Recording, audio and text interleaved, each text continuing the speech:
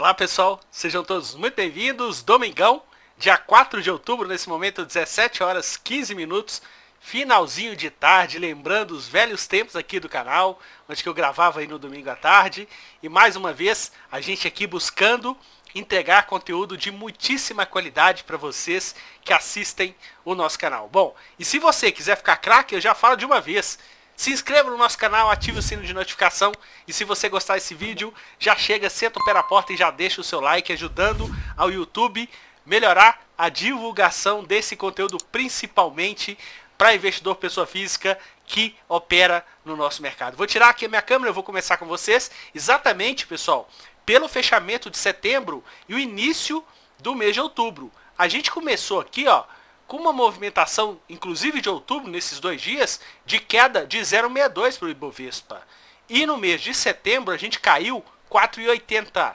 Só que a gente não caiu sozinho. Bolsas americanas em queda, europeias idem, e as bolsas asiáticas só se safou a bolsa japonesa. Então a gente caiu em linha com os principais mercados pelo mundo, inclusive bolsas americanas estavam com 5 meses consecutivos de alta. Então, realização nas bolsas americanas, europeias que estavam rateando um pouco mais e também aí nas bolsas asiáticas. A gente teve aí na moeda americana, dólar subindo 2,5% em setembro e já está subindo quase 1% em outubro. Pessoal, dólar com quase 41,5% de valorização no ano de 2020.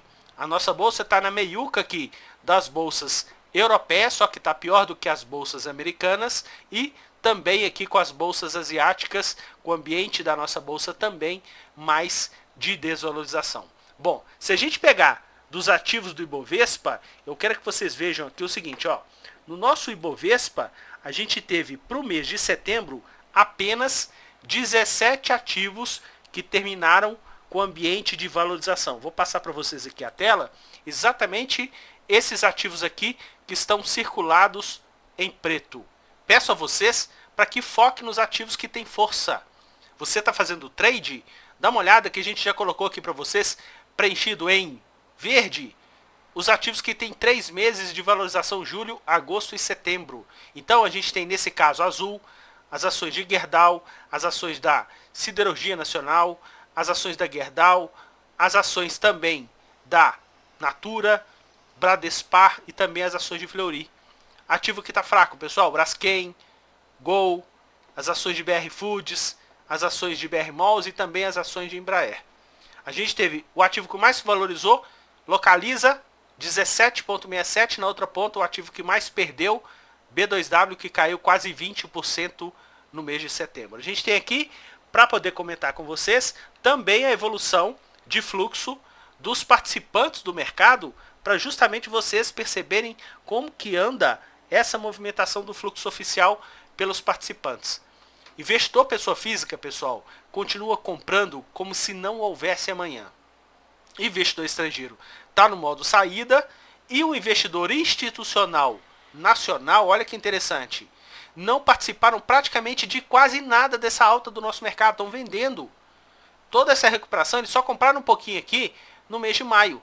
Depois ponta vendedora e depois aqui ponta vendedora nesse mês de setembro com a divulgação pela B3 dos dados oficiais. Eles estão praticamente aí com 10 bilhões de vendas do pico que eles tiveram de ponta compradora no nosso mercado. Ou seja, o institucional nacional está o quê? Está ardendo, pessoal. Por quê, Renato? Porque em 2019, pessoal, você que está chegando agora no nosso canal, essa linha rosa do investidor institucional nacional estava comprando a rodo. Comprou muito nossa bolsa de 100 mil para cima. Dá uma olhada aqui na curva. Estava menos de 10 milhões e fechou com quase 50 milhões. Lembrando que investidor institucional nacional entrou no nosso mercado praticamente em 2018, setembro. A bolsa estava quase 80. Aí ele começou a comprar, tá? Comprou timidamente, nem 14 bilhões de reais. Quando chegou no ano de 2019, comprou quase 50. Então se a gente olhar aqui, ó, mais de 2/3 foi no ano de 2019. Quando chegou em 2020, começaram a comprar a rodo também. Com a nossa bolsa entre 115 e 104 mil pontos, quase 40 bilhões de reais. Então todo esse patamar de dinheiro, eles estão com preço médio acima de 100 mil pontos. E como a nossa bolsa está 94 mil pontos, fechamento de sexta-feira, está ardendo. Agora, eu só acho muito estranho que na época do crash e tudo, eu só recebia notificação de live de gestor de fundo pedindo para o investidor, pessoa física, não abandonar o barco. Que o mercado era longo prazo, aquele negócio todo. Tudo bem, eu também concordo, você comprar boas empresas, e principalmente comprar boas empresas quando elas tiverem preços atrativos, ok. Agora, faz essa celeuma toda e agora está saindo e deixando a batata quente em cima do investidor pessoa física. Pô, Renato, mas o investidor pessoa física está fugindo da renda fixa que não tem taxa de juros praticamente baixa. Concordo. Mas olha aqui, pessoal. Taxa de juros baixa até segunda ordem. Porque se vocês forem observar aqui, ó, nós temos aqui o Ibovespa, essa linha preta, e o fundo DI para janeiro de 2023. Dá uma olhada, que essa linha rosa já está fazendo uma inflexão para cima. E toda vez que a gente percebeu, a gente está com esse gráfico aqui de 2012 para cá, tá vendo que quando essa linha rosa aqui, a linha do juros, sobe, a bolsa cai. Quando a linha dos juros cai, a bolsa sobe, e agora a curva da linha de juros está subindo e a bolsa está fazendo uma correção. É inversamente proporcional essa estrutura dos juros. E eu digo mais, lembra que a gente já falou com vocês no conteúdo do canal? Vou até aqui abrir uma página. Pessoal, olha aqui, a gente já colocou aqui no conteúdo dos vídeos do nosso canal em relação a essa movimentação. No vídeo do dia 5 de julho, esse daqui, ó, a gente já tinha alertado vocês que o investidor estrangeiro tinha virado a mão nos contratos em aberto de juros futuros. Eles viraram no dia 1º de julho. E se a gente pegar do dia 1º de julho, olha aqui os DIs, pessoal. Aqui é a curva do DI, desde quando eles viraram a mão. Depois chegaram a cair quase 10%. Mas o DI, desde quando eles viraram a mão no dia 1 de julho, o DI mais curto, que é o 23, já subiu mais de 20%. Olha o DI 25, já subiu 18%. Então, depois vem o 27, depois vem o 29%. E desde quando a bolsa fez aí a máxima no dia 29 de julho, 2 dias depois a gente fez um fundo nos juros futuros. Inclusive os juros que estavam mais curtos, o de janeiro de 2023, ele estava mais acomodado. Nessa semana agora, olha o que aconteceu. Esses juros simplesmente explodiram, os juros curtos. Janeiro de 2023, muito atento. A gente já tinha falado com vocês também em outro vídeo aqui no canal, exatamente nesse vídeo aqui, ó, do dia 25 de julho. Esse vídeo aqui sobre a pressão inflacionária do IPCA e também do IGPM. Já tem 3 meses praticamente que a gente já tinha comentado. Por isso que eu falo com as pessoas, poxa, se inscreva, maratone nos vídeos para você ficar craque. Justamente que a gente fala aqui também de fluxo, mas a gente também costuma falar de investimento e também conjuntura de mercado. A gente faz isso com muito carinho para deixar o investidor pessoa física muito antenado sobre esse tipo de comportamento no nosso mercado. Portanto, essa movimentação aqui, ó, está sendo o investidor institucional nacional. Quem sabe eles não estão saindo já da nossa bolsa, porque viram que ardeu e estão voltando para a renda fixa que já está começando a se valorizar. Muito atento, porque investidor pessoa física, pessoal, infelizmente, a gente está percebendo, eu já comentei isso com vocês no vídeo da semana passada, olha esse quadro evolutivo, dá dó para quem vem para o mercado para fazer trade. A gente não está falando nada de ambiente de investimento, pessoal. Quando você tem caindo o preço, uma empresa de altíssima qualidade, que você vê que esse preço já está descontado, ok. Você pode fazer os seus aportes regulares numa empresa visando 5, 10, 15, 20 anos, até mais. Só que aqui para o ambiente de trade, olha essa linha aqui, laranja.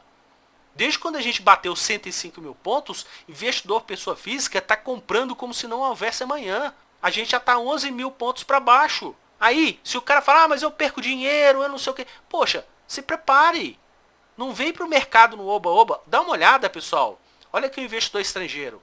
Está abaixo da média móvel e sentando a mamona na ponta vendedora. Até nos últimos dias a gente percebeu que eles deram uma estancada na ponta vendedora. Lembrando que aqui é o fluxo oficial divulgado pela B3, tem atraso de 2 dias úteis. A gente já adianta para vocês aqui no canal que quinta e sexta-feira, pelas corretoras estrangeiras, houve saída de recurso. Então, provavelmente, essa linha verde aqui vai voltar a inclinar para baixo. Quanto que vai inclinar, a gente não sabe, mas a movimentação já está abaixo da média móvel de 21 períodos. Desde quando, pessoal? Desde lá, quando a gente estava fazendo o topo na região de 105, 103 mil pontos. Estão lavando a égua com o rabo junto em relação a essa movimentação em cima do investidor pessoa física. Bom, quero demonstrar para vocês aqui o nosso fechamento em relação à movimentação da semana, justamente onde que eles tiveram o quê, pessoal? Uma ponta vendedora. Tudo que eles tiveram de ponta compradora que a gente percebeu no vídeo da semana passada, nessa semana, ponta vendedora foi retomada. 1 bilhão e 100 no mercado à vista. Agora olha que interessante, 1 bilhão e 100 de compras no mercado futuro. Lembrando que no mercado futuro eles estavam com mais de 700 milhões de ponta vendedora. A gente vai falar com vocês daqui a pouco, a gente vai mudar a ordem do vídeo. Antes disso eu vou comentar com vocês que dos 15 mais de compra e venda, eles compraram 1 bilhão e 100, dos ativos de ponta compradora caíram 1,60, eles perderam dinheiro. Em compensação, venderam 2 bilhões de reais nos 15 mais de venda e os ativos caíram na média 3,79. Isso significa que eles tiveram uma projeção de lucro, pessoal, dá uma olhada aqui, de mais de 57 bilhões de reais. Olha o nosso quadro evolutivo, onde que vocês conseguem perceber exatamente semana após semana que eles são vencedores. Eles estavam vindo de 2 semanas de projeção de prejuízo, uma de 25, uma de 36. Praticamente essa semana atual de projeção de lucro já anularam. Lembrando que há 3 semanas atrás eles tinham enfiado no bolso 90 bilhões de reais no nosso mercado como projeção de lucro. Bom, se a gente verificar aqui na movimentação desse fluxo, a gente consegue verificar com vocês esse grau de eficiência que eles têm. Dos 23 índices disponibilizados pela B3, eles tiveram uma projeção de lucro em 16 deles. No Ibovespa foi a segunda melhor performance. Dá uma olhada aqui nos ativos do Ibovespa, dos 15 mais de compra e venda, 4 subiram e esses 4 eles atuaram numa ponta compradora, com destaque para CSN. Na outra ponta, azul, caindo mais de 9%, eles atuando como? Numa ponta vendedora. Vou colocar aqui para vocês o nosso quadro evolutivo e vocês vão poder dar uma olhada justamente nos ativos que eles mais venderam na semana. Como é que ficou o placar? 35 a 42. Lembra que na semana passada eles ficaram com mais ativos compradores que vendedores, inclusive compraram ativos de peso? Nessa semana não tiveram dó. Petri 3, Petrobras ordinária, ponta vendedora Futebol Clube, preferencial venda, Bolu venda, Vale venda, as ações da própria Bolsa B3 venda. Retomaram ponta vendedora nos ativos de peso, sendo que nos ativos que subiram na semana, 11, 7 deles eles estavam o quê? Comprando. Tivemos 66 ativos que caíram e eles venderam 38 deles no nosso mercado. Se a gente verificar aqui por setor, a gente consegue perceber aqui, ó, que no setor financeiro a gente teve 4 ativos com uma movimentação compradora, só que eles participaram só das ações de Multiplan. Lembrando que na semana passada, do setor de administração de shopping centers, Multiplan já tinha caído mais de 8, eles tinham comprado, inclusive foi o único ativo desse setor. Aí você fala, pô Renato, mas essa semana fechou praticamente aí no 0 a 0, 0,70. Só que eles andaram numa ponta compradora, ajudando a empurrar. Não participaram de IRBR, não participaram de Santander. Na outra ponta, Cielo, ponta vendedora Futebol Clube, caindo mais de 5%, e a própria ação da Bolsa caindo mais de 7%. No setor de consumo, todo mundo caiu, e a gente conseguiu perceber aqui que os ativos que mais caíram no CVC caíram 11%, eles ajudando a empurrar para onde, pessoal? Para baixo. Na semana passada o ativo já tinha caído, ele já estava empurrando. Olha o setor de proteínas. Na semana passada a gente tinha falado com vocês, ó, Brasil Foods, eles tinham socado, essa semana socaram mais e continuou caindo. JBS é a mesma coisa. Bife é a mesma coisa. Só fizeram uma feirinha leve nas ações de Marfrig. Olha aqui embaixo no setor de materiais básicos, pessoal. A gente tinha já comentado com vocês que eles estavam com uma ponta compradora. Inclusive as ações de CSN tinha sido o segundo ativo com maior volume comprador na semana passada. O primeiro tinha sido Vale, e Vale fechou praticamente no 0 a 0. Nessa semana enfiaram a mamona na ponta vendedora de Vale, e Vale caindo mais de 1,5. No setor de óleo, gás e biocombustível, nenhuma trégua. Todos os ativos com uma ponta vendedora para o nosso mercado. Aqui embaixo a gente consegue demonstrar para vocês, no setor aqui de serviços públicos, a gente teve aqui feirinha e alguns ativos que caíram mais, como por exemplo as ações de Equatorial, a mesma coisa, Elet 3 e Elet 6, nessa semana uma ponta compradora, enquanto os ativos estavam caindo, a mesma coisa que aconteceu no pregão da semana passada. Olha aqui no setor industrial, pessoal, deram um refresco em Embraer. Esse refresco em Embraer ajudou aí na valorização do ativo. Só que, na semana passada, qual ativo que tinha mais se valorizado, pessoal? Não foi VEG, e eles não tinham uma ponta compradora no ativo? Nessa semana, o ativo continuou subindo e eles aproveitaram para bolso. Parte da movimentação compradora da semana anterior, aproveitaram para colocar no bolso. E olha aqui na outra ponta, pessoal, as ações de Azul. Eles tinham até tomado as ações de Azul na semana passada, tinham batido nas ações de Gol, e nessa semana bateram com muita força nas ações de Azul, que caíram mais de 9% no nosso mercado. Aqui no setor de saúde, a gente conseguiu perceber que na semana passada os ativos que mais tinham se valorizado foram as ações de Qualicorp, e eles não tinham participado. Nessa semana continuaram a vender Qualicorp aí com uma desvalorização de mais de 3% no nosso mercado.